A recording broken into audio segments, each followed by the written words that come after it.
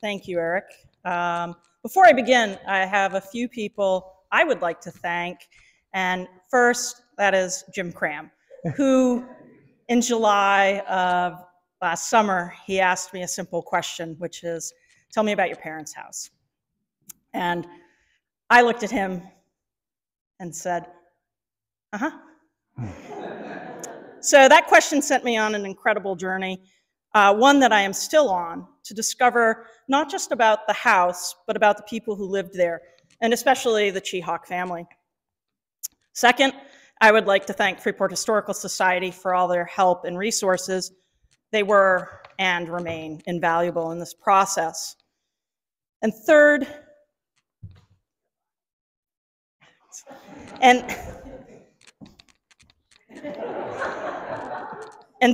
I'd like to thank my parents, Jack and Shirley Sullivan, for buying Cheehawk.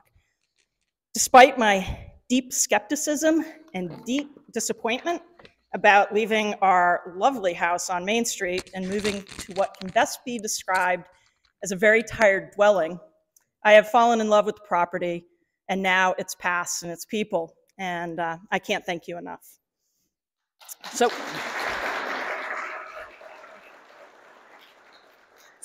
I first want to talk about the process, how I went about researching and gathering the information. I spent a great deal of time online at the Cumberland County Registry of Deeds looking up Cheehawk's owners. I had a starting point in 1982 with my parents, and I had a middle point from Historical Society maps from 1857 and 1871, as this will show you. So an E. Merrill lived on the property. And so just for variety's sake, I would go along sort of backwards from both of those points till I reached what I think might be the end. And I say it that way because not all transfers are recorded, and not all deeds are very clear. At one point, one of the deeds I was looking at read that the property beginning at a stone with an iron rod fixed in the same, and another beginning 2 rods to the westward of a small oak tree. So neither very helpful when you're researching something from in the past and you're researching it in 2023. I also looked at archived tax records at the Historical Society, and from those I was able to tell what kind of animals were on the property. Horses, pigs, sheep, chickens, sometimes even dogs were listed. And I was also able to tell what type of buildings were on the property, often labeled outbuildings, barns, sheds, and other structures. I used the Historical Society's library to read about some of the families and used other available materials from them as well. And then, of course, census records were invaluable. I was able to tell who lived at Cheehawk and what they did for work. Census records, though, are only good as the census recorder. There were times when I'd come across entries that simply said, no one home, and other misspellings of names. And even at one point, the Cheehawk sister's mom, Louise, was listed as male. Also, immigrants' names change, and that's not uncommon. So far, I have 4 different variations of spelling for Cheehawk, this being the Slavic spelling, and I may find more. But of course, as we get down to it, we have Cheehaak, the road, and Cheehawk, the farm. And I'll explain all of that later. Because I was dealing with immigrants, I knew that, and I knew when Louise had arrived in New York City and on what boat. I was able to delve into the National Archives microfilm passenger list. A time-consuming and sometimes mind-numbing adventure, but always pretty fruitful. And what you see here is from the ship that Louise, the mother, came in on in 1888, and she is listed right here as an Alocene Stolba. And so I have mom's name, and I will eventually have dad's name. And then, of course, there are birth, marriage, and death records. And then a lot of random phone calls. I called people, I took it up a level on the stalker way. I would find a question I would have, and then I would find somebody's phone number, and then I would call them. And usually when I was calling anybody and they picked up, I would always say, please don't hang up.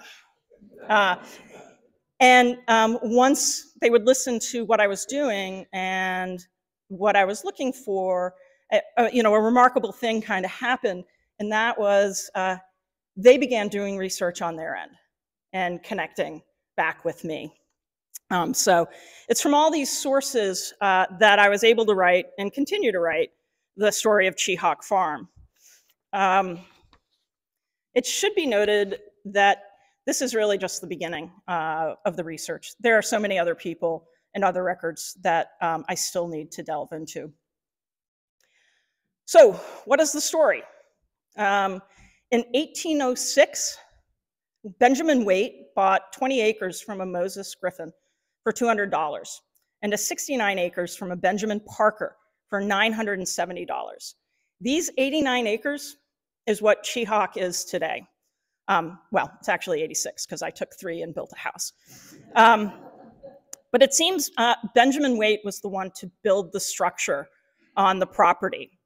No description of the early home exists, so we're not really sure what it was like, but more than likely it was the 1.5-story cape that exists in this neighborhood, that South Freeport neighborhood, like all the other houses.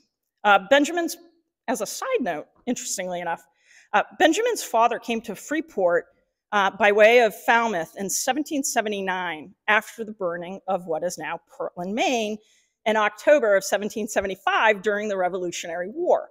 The Waite home on 4th Street was destroyed because essentially the British considered Portland to be Boston's younger sister in terms of its revolutionary spirit, which is why Portland must be destroyed. Sometime in the 1820s and 1830s, Benjamin passed the home on to his son Charles, and Charles in 1824 had married Olive Pettingill. Together they had 13 children, only 7 of whom lived into adulthood, not uncommon for the times. In the early 1800s, there was nearly a 50% mortality rate for children. There is confusion as to what happens next to the house, and you'll just have to follow along. Well, I will point this out. This is the Waite family plot at Woodlawn Cemetery, and this is Charles and Olive and the children that did not live into adulthood behind them. They have one other son, a Charles, who dies in Cardenas, Cuba, and at the age of 29, and I still haven't discovered what he was doing down there, and that's part of my next venture. So what happens after Charles gets a hold of it? I believe he allows an Ezekiel Merrill to farm the land while he still maintained possession. We have Ezekiel listed at the farm with his children and wife, and entitled, his work is Farmer. But there's also a transaction between Ezekiel and an Abiel Merrill.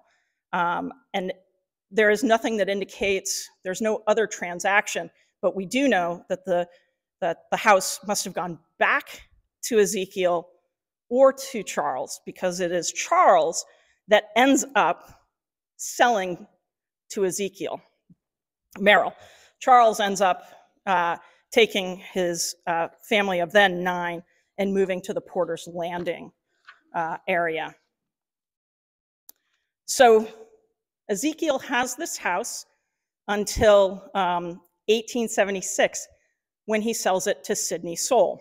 Now, this is where, for the Waite family at least, the whole Cheehawk Farm comes full circle. Sidney was the son of Francis Bartle Soule of the Soule shipping family, and of Eliza Waite, one of Charles and Olive's daughters. So now Sidney owns the house that his mother was born and raised in. And he gets possession of the house in the same year he married a Helen Thorne. Together, they live at Cheehawk. In the 1880 census, they are doing general farming. She's a housewife. They have 5 children. At some point, Sidney lets the pasture land go fallow. Tax records show fewer and fewer animals with each passing year. And then you have another strange set of circumstances that in 1887, Sidney sells Cheehawk and all its contents for $500, but he holds on to the mortgage. And the buyer, a Hollis St. Clair, agreed to pay that mortgage off within 5 years at 6% interest. Clearly, this arrangement falls through, and Sidney retains the house, trying again in 1913 with Frank and Mary Alice Byram. So Frank, who actually ends up becoming the superintendent of schools in Freeport, Frank pays off the debt in 7 years and takes rightful ownership on July 15th, 1920. Now, what transpires next may be the result of Mary Alice's death 11 months earlier at the age of 39. So I find Frank in 1920, the same year he takes possession of the house, in the 1920 census, he is living with his father-in-law in Yarmouth. So what does Byram do? On the day he takes possession of the house, on July 15th, he immediately sells it that same day. He sells it in a clearly prearranged deal to Auburn resident Robane Arsenault. Robane Arsenault promptly, on that very same day, sells it to Auburn resident Josephine Dyer. Robane retains all rights to operate a portable sawmill on the land. Josephine gets to have a house. I find Robane having done this in Freeport at a number of different properties during this time, and he probably did it elsewhere as he was a timber harvester.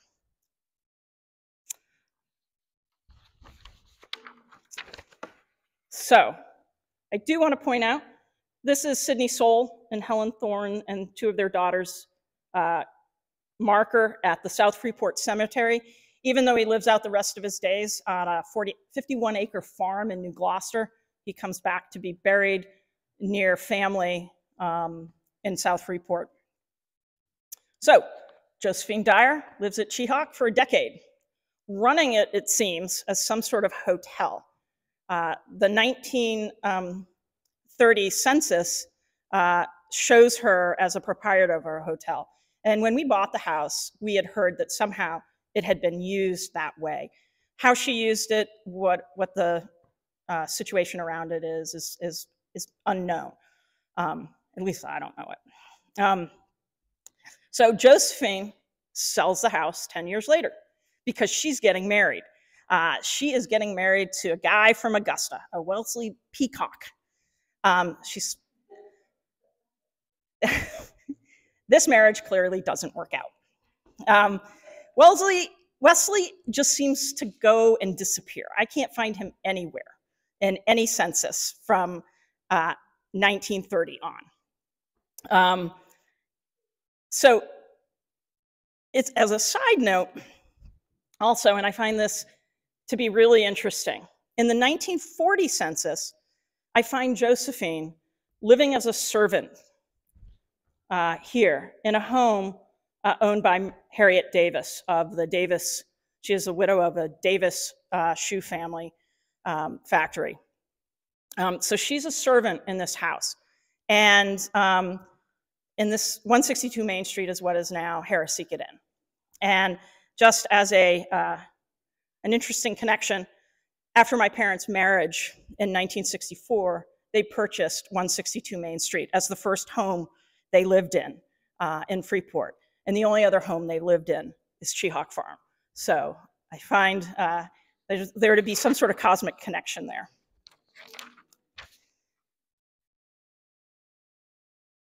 And so finally, the Cheehawks. This is the only photograph we have.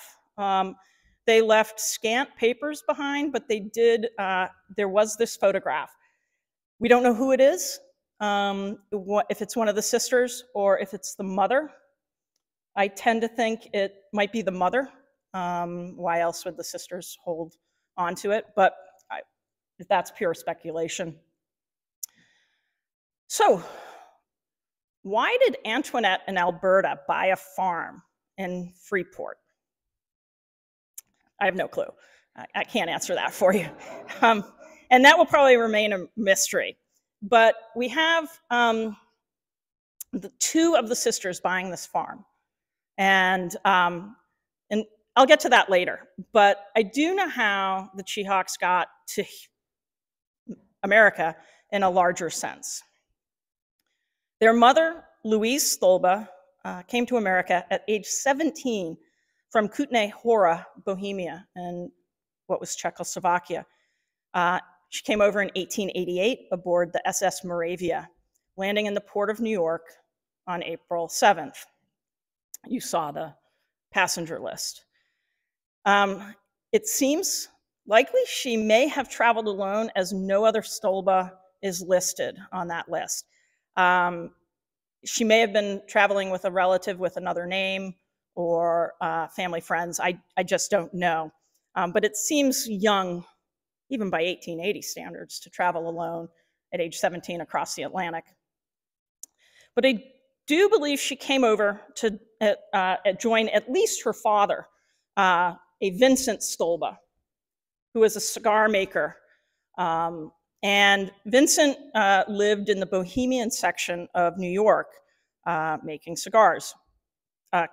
The Kutné Hora, Bohemia, where they were from, cigar making was a critical economic industry for that region. So they would have been, would have known how to roll cigars really quite well. So the sister's father, Prokop Albert Cheehawk, also came to America from Czechoslovakia in 1888, also aboard the SS Moravia at age 19. Now, they came over at different times. He landed sometime in October. I don't believe they knew each other, as they were from different regions, more than likely. But instead, most likely, they met in the Bohemian area of Manhattan, and they married 4 years later. This is the passenger list for Prokop Cheehawk, 19, male. He lists his country of origin as Austria, and I find this a few different times with Louise as well. She will list her country of origin either as Czechoslovakia, Austria, and so I think it, whatever, I have no reason, I have no way of knowing why they would do that.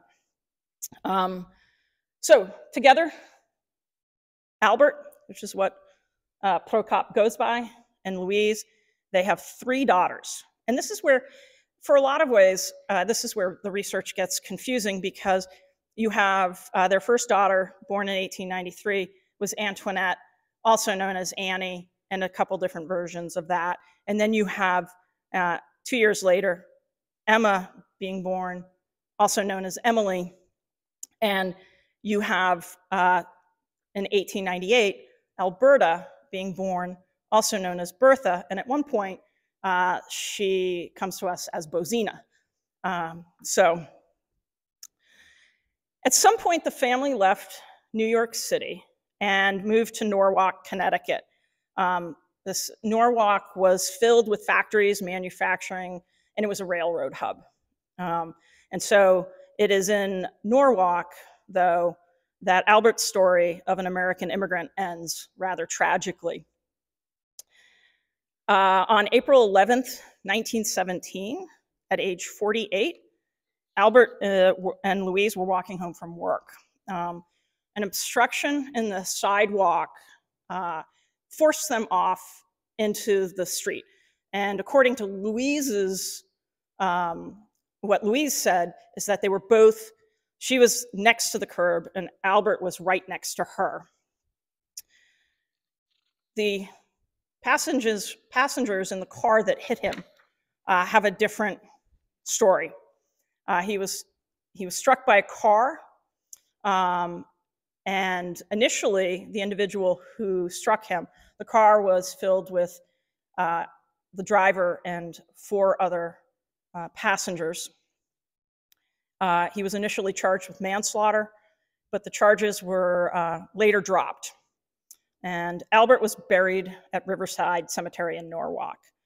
A plot bought the next day, 1 headstone for 2 burials. So Louise always anticipated going back to Norwalk to be buried with her husband. So Louise, she is 45 years old.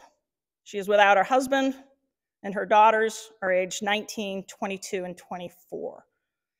I speculate that it's this event that made the sisters and mom stick together even closer and really bound together.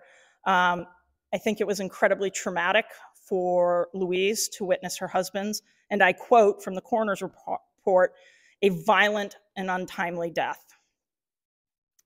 This is, and I have yet to be able to get this translated, so if any of you know anybody who speaks Czech or Slovak, it'd be great. But I believe, I've put it through some translation, and I believe it's Louise Cheehawk is thanking people who helped her with Albert's burial and services and things like that. And again, this is where it gets, you have Anthony, Emily, and Bozina as the daughters, spelled differently than I see it anywhere else. So what happens to Louise and her 3 daughters? Well, they do stick together. In 1920, all 4 are in Westfield, Massachusetts. This is where I begin to find alternative spelling of the Czech Cheehawk to be more phonetic and more Americanized. You got to get the beetle off the. So this is where Cheehak comes in, and Antoinette, Emily, and Bertha. Westfield had a sizable Bohemian community, and really in large part promoted by the Westfield Tobacco Company that went out and would recruit Slavic people to come roll cigars at the factory. And that is exactly what Louise and Antoinette were doing. They were rolling cigars. Emma was a laborer in the Westfield Manufacturing Company, a maker of bikes, and Alberta was a phone operator, perhaps secretary at the bike company as well. Before moving, what happens between 1920 and 1930, don't know, but we do know that he moved to Cheehawk in 1930. But before that, we find Louise and Antoinette living together, and they're cleaning houses in Hartford, Connecticut.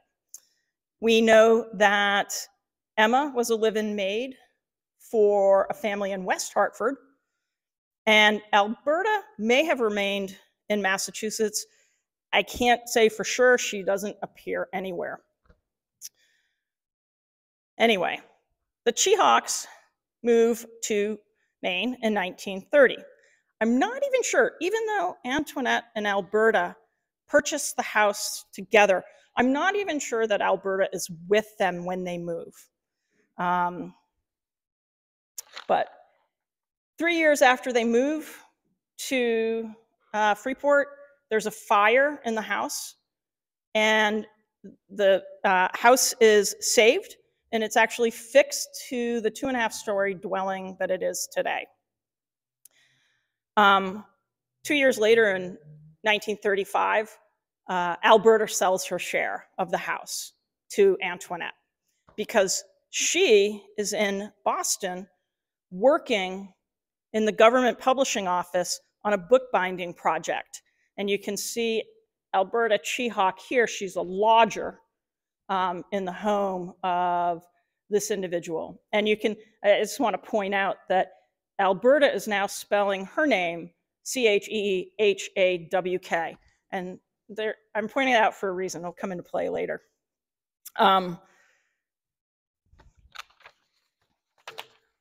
So in the 1930s, late 1930s, Cheehawk is mom Louise, daughters Antoinette and Emma. Interestingly, the 1940 census asks a question about education, and they want to know your level of education. So what we see here is C5. What we know is that this individual has a 7th grade education. C5 means college plus at least 1 more year. The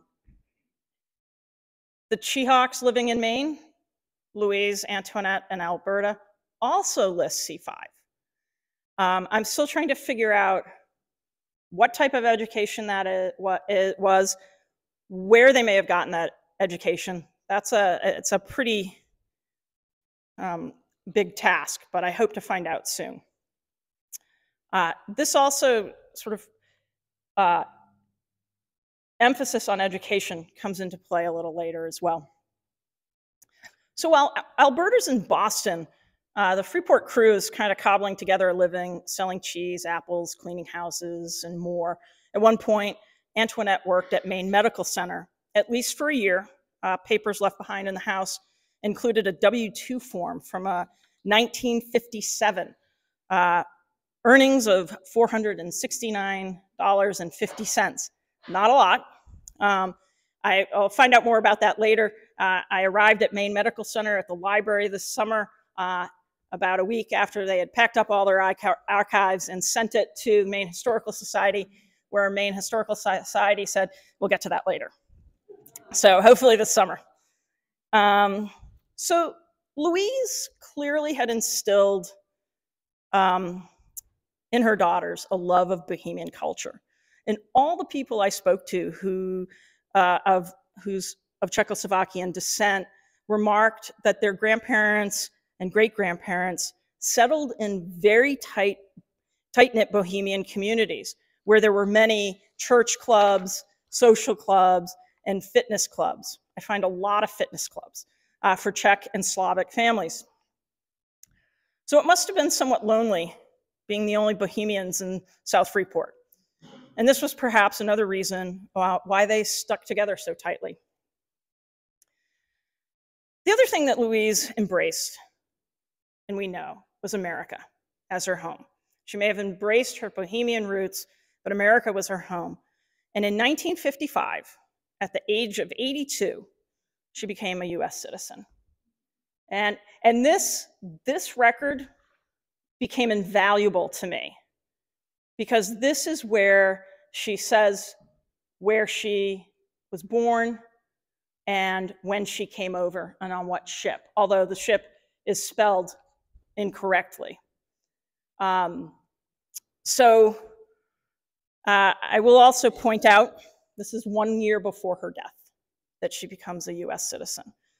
And although her signature is shaky, she had made the dream come true for a better life. The 17-year-old Bohemian girl making her way across the Atlantic in 1888 to start anew, married, had 3 daughters, widowed at 45, had made a life for herself, and became a US citizen 67 years after arriving in New York. Although not a rags to riches story by any means, it was a true American dream. And Louise would live as an American citizen for only 1 year before dying in 1956. I do want to point out another spelling. So we have Louise signing her name twice, Cheehak, and we have Antoinette and Alberta, her witnesses, spelling their last name Cheehak. So, as I said, Louise is buried at Riverside Cemetery in Norwalk, Connecticut, beside her husband Albert after 39 years reunited. And this is what I find at the gravestone. So 1 year, and as I pointed out in the 1940 census, Alberta was signing her name Cheehawk. So I sense a real family fight here. And I get this. Living on Cheehaak Road and having something delivered to your address, for those of you here that live on Cheehaak Road, you know this can be painful. In addition, I will show you this, an interesting note. This is a headstone at the entrance to our house, my parents' house now, that we found turned over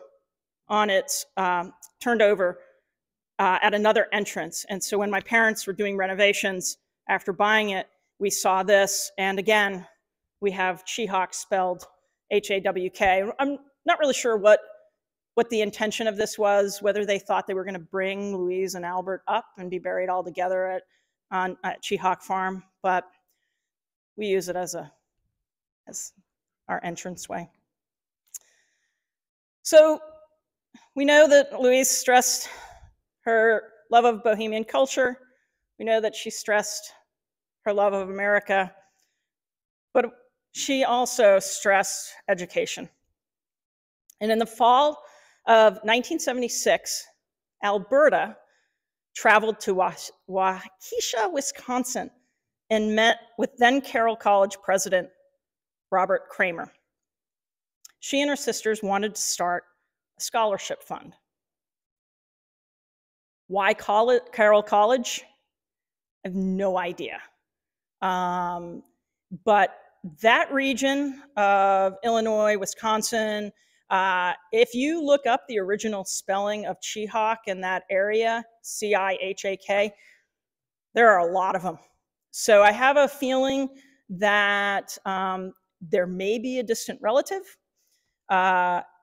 They also, because I know the Louise and the sisters also belong to Bohemian Slavic societies, that they may have read about either Carroll College or one George Buchek, who was a well-known, prominent Chicago attorney, also of Bohemian descent. How they really know, I don't know. This is where my Starker piece comes in. I spoke with George Buchek's granddaughter, and she had told me that after he retired from law, he burned all his records. And she couldn't remember any named Cheehawk. George Buchek's secretary, Virginia Lusk, I did talk with her, and she does remember a Mrs. Cheehawk, spelt the Slavic way, but doesn't remember any variations of spellings or any other Cheehawks, and that woman ran a travel agency. All right, so they wish to establish a scholarship fund. All three sisters. In December of 1976, Emma dies in the house, and before the fund can be established, right? And that may be why she's left off the Cheehawk Scholarship Fund, because it says that it's established by Alberta and Antoinette Cheehawk in 1977. It also could be the problem, or the reason she's left off might be Carroll College's problem, because they say the Cheehawk sisters reportedly came to the United States from Czechoslovakia, which is not true, obviously. They are all born in New York City. So I have, with the college, we've corrected some of this. And I've been hesitant to, they actually asked me if I thought it was important to add Emma to the fund's name. And I'm hesitant to do that because I don't know the intentions of the sisters. I don't know the intentions of Alberta and Antoinette. So I'm not going to, I do want to correct the factual error. I'm not willing to step into something else. So in 1977, the scholarship is established. And at that point, sisters had transferred the house to Carol with the understanding that they could live the rest of their lives out in the house. Pretty much in quick succession, in 1978, Antoinette dies, age 84, in York, Maine. And in 1980, Alberta died at age 81 in Brunswick. The cause of death, so we had heard when we moved in that Emma, who died in the house, she burnt her leg on a wood stove, contracted gangrene, and died in the house. We know this isn't true. Because from their death certificates, they all die of the same cause, which is some form of heart disease. Also on their death certificates, their occupation is listed as practical nurse, although there was no indication that they worked as nurses at all. And in fact, the librarian at Maine Medical Center actually contacted the Maine Nurses Association, and they couldn't find a record of any of the sisters actually nursing. So here's their grave. Any of you who are upset that my goal this summer was to clean this. I didn't. I will. So this is the gravestone and where they're buried. And it really helped us because we do have on the gravestone the original spelling of the name. But again, on the front of this gravestone, it is Chehawk.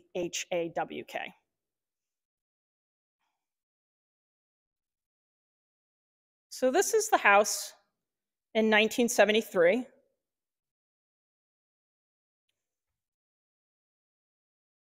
In 1982, my parents bought Cheehawk. And that's when we first heard about the sisters. We had heard they were called witches, that they were crazy, that they hated each other. Were they different? Sure. They embraced passionately their independence, their Slavic roots. They were 3 unmarried sisters living together. But I do want to give them their due. They left their mark on this community far and wide. The house is named for them. The street is named for them. And just like every year since 1977, now Carroll University students receive scholarships from the Cheehawk Scholarship Fund, which is permanently endowed. 3 sisters are buried on the property at Cheehawk Farm, and they will spend eternity side by side, much as they did when alive. I am happy to keep their legacy alive. I have fallen in love with these sisters during my research. My parents' stewardship began in 1982. Took us about 18 months to fix the house up. When, a little interesting story, in about 1972, my father announced we were moving off of Main Street in Freeport. By 1982, when he announced he was going to look at a house in South Freeport and asked if anybody wanted to accompany him, everyone ignored him. And he came back a while later saying, "We're moving, pack your bags." And this is not what I saw the day he drove me up.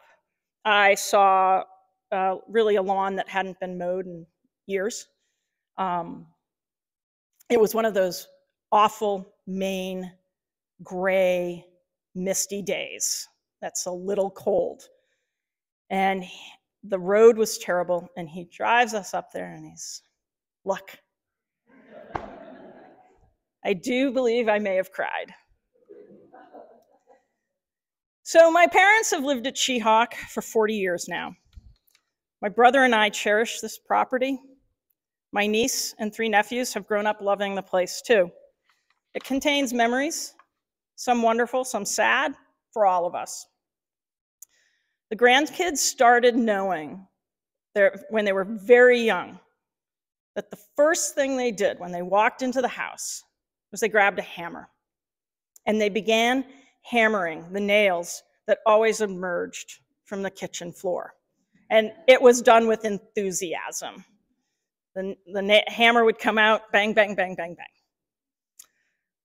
Such traditions and stories only happen in old houses that tell stories.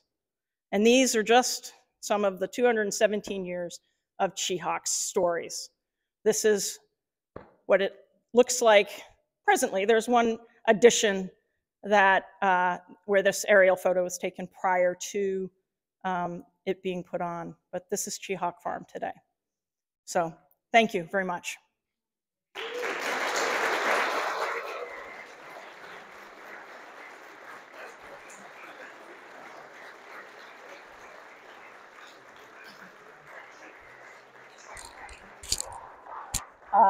If there are any questions, I'd be happy to, yeah.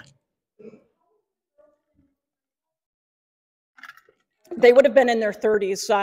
They were born right around, right before 1900, and they moved in 1930. Thank you, Bridget.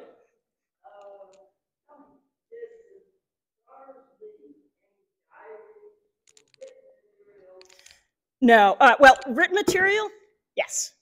They apparently had some beefs with the way their property was taxed. So we have some on I'm assuming was grocery bags. We have some practiced out writing, like, how dare you charge me this amount? I don't think this is right. And so one of them must have been practicing before they sent it off to the town offices. So, but other than that, we have a couple pamphlets of from Slavic societies. We have the one photograph. They kept a lot of receipts, and I have a feeling money was tight, so we see some receipts for work done at the house, vet bills, some payment. Neither sister seemed, Antoinette or Alberta, seemed like good drivers. So there's some receipts in there for payment to damage. One receipt to an Estabrook in Yarmouth for damage to his Range Rover. So, yeah. I assume they didn't drive a lot because I recall them hitchhiking into town, into Yarmouth, get groceries, particularly the youngest. So did they have a car? Yeah, they had a car, and it seems we have a license for Antoinette. Alberta could have been driving without a license.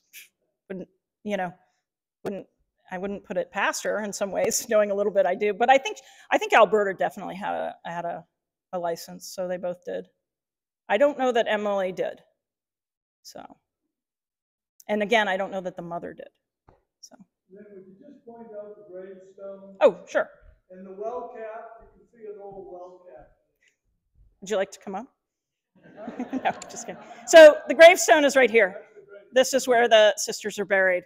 And my dad would like you to see this. Oh, well cap. Yep. So, yeah. Thank you very much. Do you know how much the scholarship was? What amount? Yeah, I don't know how much they initially gave to the college. I know that the proceeds from the sale of the house would have been what permanently endowed it. And I don't know,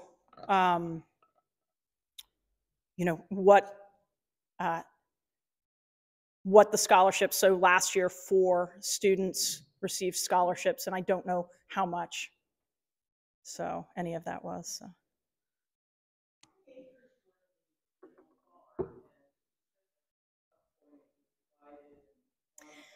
So once Benjamin Waite in 1806 purchases the 2 plots of land, and that makes up 89 acres. And that is how it has existed until I built a house in 2015. I didn't build it, but and so aside from a couple transactions of an acre or two that the Cheehawk sisters made, and then would have to sell due to back taxes, it has pretty much remained 89 acres completely. So. My older brother was telling me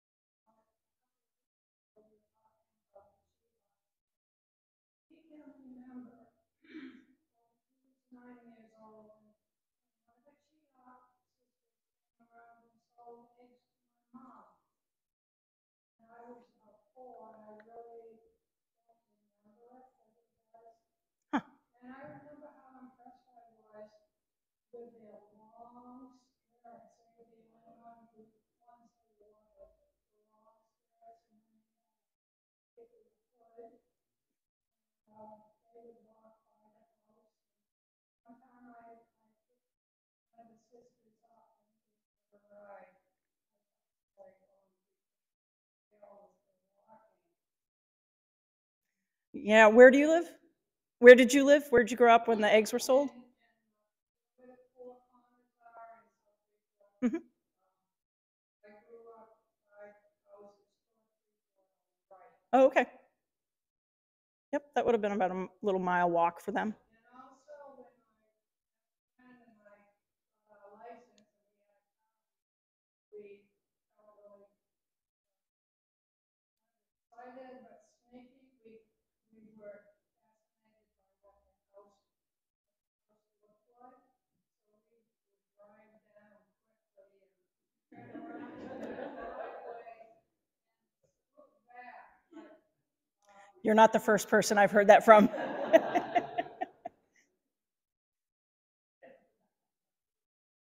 Yeah. that's another question. So how many people knew the Cheehawk sisters? Were you able to? So that's part of what I'm going to move forward with this summer. I haven't had a great deal of chance to talk to a lot of people, but I'm fascinated to hear what people have to say about them. And if I could find, I actually was able to find the grandson of a woman from Westfield, Massachusetts, who were close with the Cheehawk sisters. And he, unfortunately, this was his step grandmother, and he didn't really get to know her. So he didn't have much that he could help me with. But it would have been nice to know what their impression was. So. Yeah, I know. I got to get on it. I know. So, Sarah?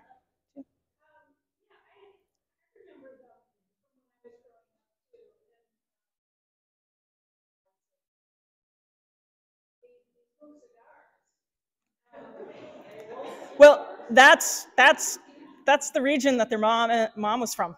Yeah.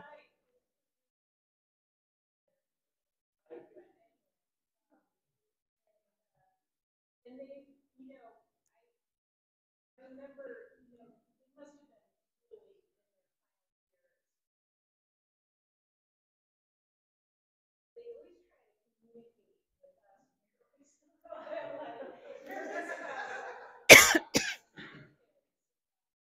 Yeah. Yeah. Yeah.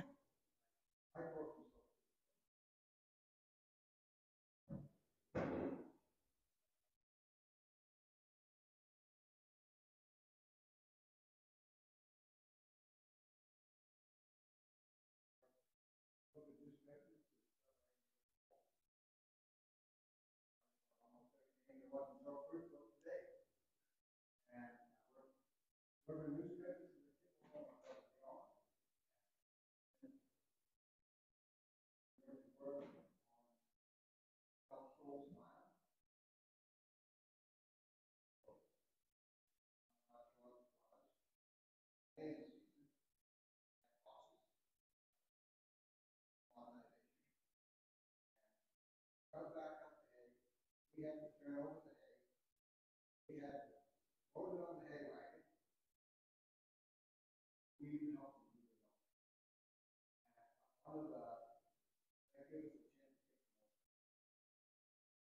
know them. Actually, my brother John ended up.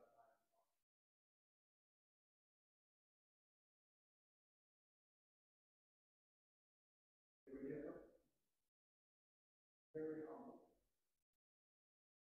and they have it all over here.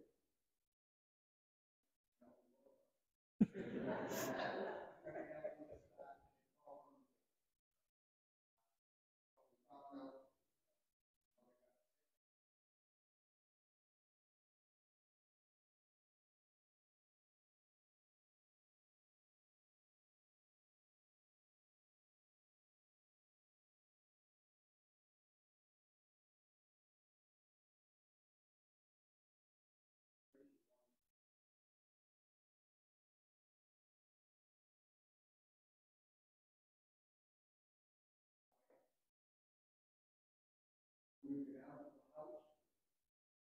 We might get into it. We were ahead.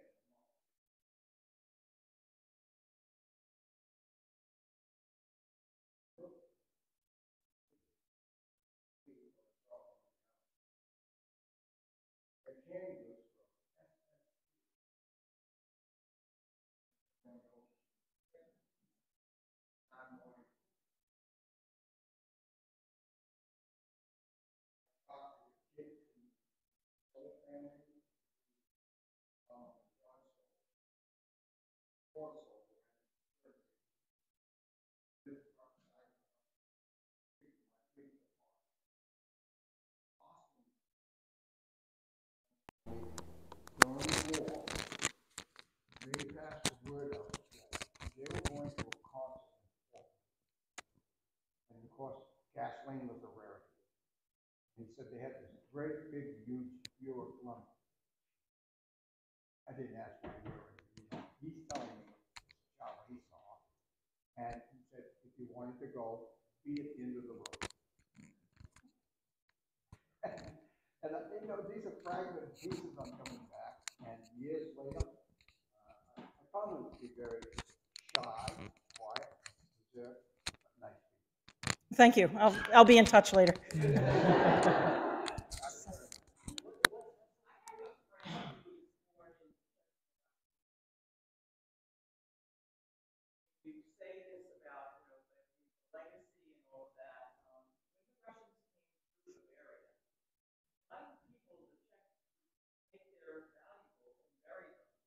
So that they wouldn't be taken by the Germans or the Russians. And some of them were able to go back and bring them back. My girlfriend lived in Great keeping of all the things her grandmother brought over on the boat, valuables. But they had, that's how they survived. Yep.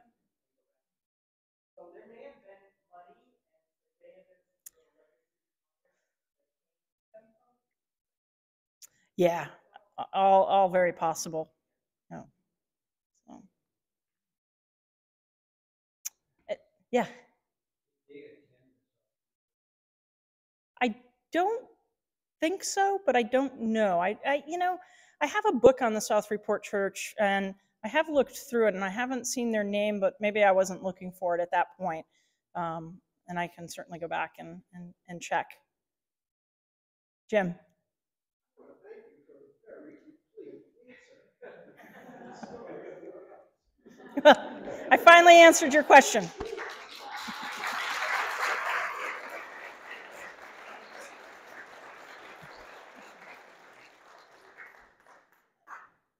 Thank you. I really appreciate it.